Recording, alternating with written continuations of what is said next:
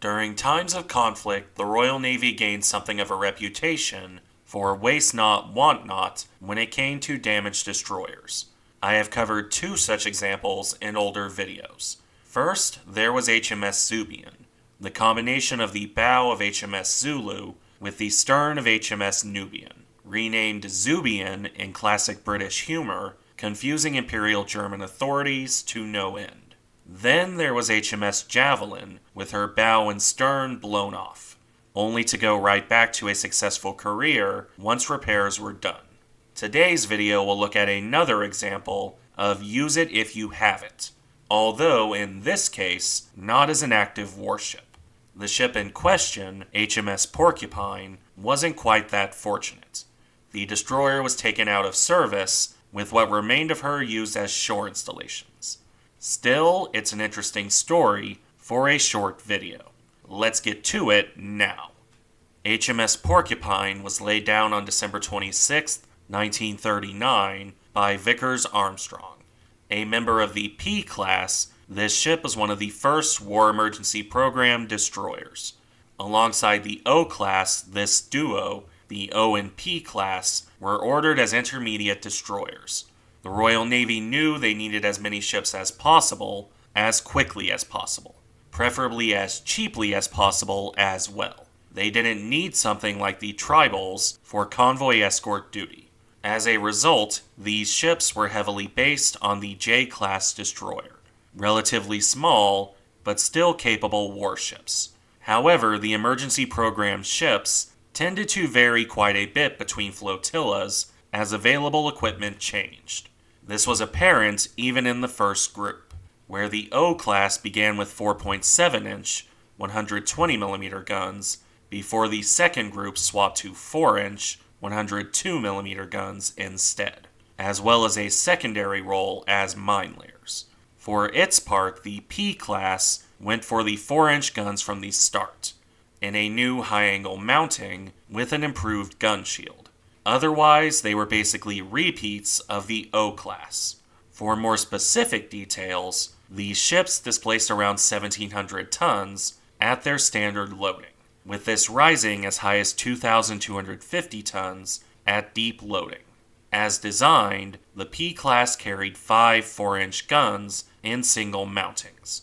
These were backed up by 4 40mm pom-pom guns in a single quadruple mount, as well as a handful of 20mm cannon ranging from 4 to 6, depending on the ship. When initially laid down, the destroyers were also intended to carry 4 21-inch torpedoes in a single quadruple mount, alongside 70 depth charges with 2 racks and 4 depth charge throwers.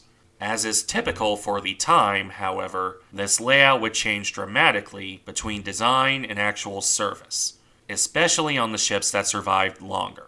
The most notable change, at least for this video, was the deletion of a 4-inch gun for a second quadruple set of torpedo tubes. This would change the weaponry to 4 4-inch guns and 8 torpedoes, a heavier torpedo broadside in exchange for 1 less gun. It is difficult to say if Porcupine was modified in this way. Pictures I can find of the ship are pretty universally after her incident. The only picture I can find of the ship before her damage is this one. And without being able to see the pennant number, I can't be 100% certain this actually is HMS Porcupine. If it is, though, she received the updated layout: 4 guns with 2 sets of torpedo tubes. Regardless, to round off this section, the destroyer could reach around 37 knots on 40,000 shaft horsepower through 2 shafts. With the techie bits done, HMS Porcupine was launched on June 10th, 1941. Not without excitement, mind you, as the ship was bombed while under construction. This caused minor damage, but did little in the way of delaying the launching. Porcupine would launch on schedule and then proceed to fitting out. The destroyer would ultimately commission into the Royal Navy a little over a year later, on August 31st, 1942. Her career after this point would be very short. She was assigned to Force H out of Gibraltar in October of 1942. Porcupine joined her sister ships for escort duties related to the Operation Torch landings. When those came on November 8th, Porcupine screened the British fleet. Specifically, she guarded against any attempt by the Italian Navy to contest the landings. As this didn't happen, Porcupine avoided any real combat. No surface attacks, and no submarine attacks to speak of, at least at the British fleet. Outside of that formation, things weren't quite so fortunate. In fact, it was here where Porcupine got a chance to stand out, in a good way. On November 11th, the submarine U-380 torpedoed and sank the Dutch troopship New Zealand. This happened around 80 miles, 130 kilometers east of Gibraltar. Most of the men aboard survived to enter the water in lifeboats.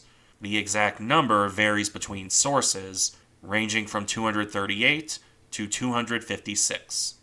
Fortunately for those men, 3 destroyers were quick to respond to the distress call. Those being HMS Porcupine, HMS Albrighton, and the Dutch destroyer Isaac Sweers. Between those destroyers, all the survivors were picked up and brought to safety. That was something to be proud of. It would also be Porcupine's only moment to shine. She returned to escort duty, serving in that role through the remainder of November and into December of 1942. On one such escort run, the destroyer's active career came to a sudden and violent end. That was on December 9th, 1942. While escorting a small convoy, the submarine U-602 snuck up on the group.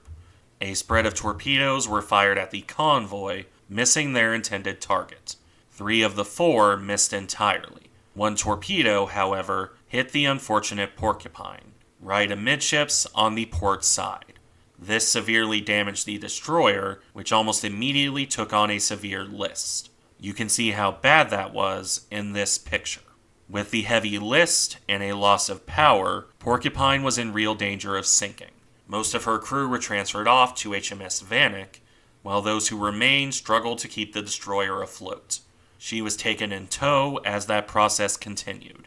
Anything that could be thrown overboard was jettisoned to reduce top weight, and the crew tried to seal breaches and shore up the hull, all in an effort to keep Porcupine afloat. In this, her skeleton crew succeeded. The battered destroyer remained stubbornly afloat as a French tug took over towing duties.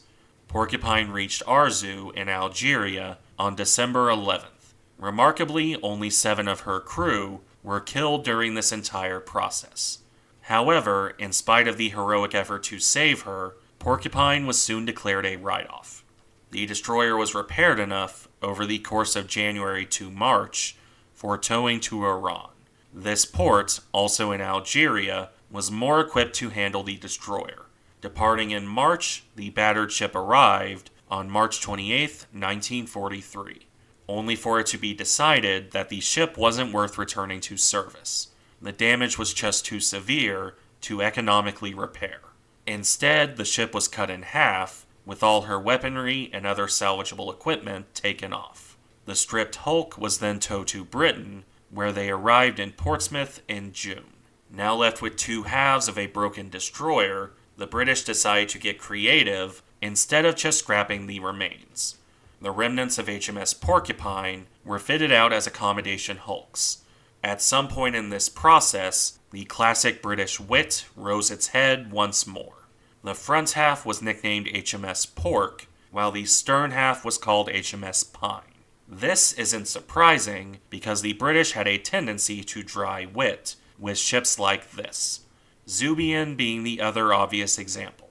Regardless, HMS Pork and HMS Pine would see out the rest of the war in this new role, before eventually decommissioning in August 1946, and then being scrapped at some point in 1947. Thank you for watching. Remember to like, comment, and subscribe if you enjoy the content, and I'll see you in the next one.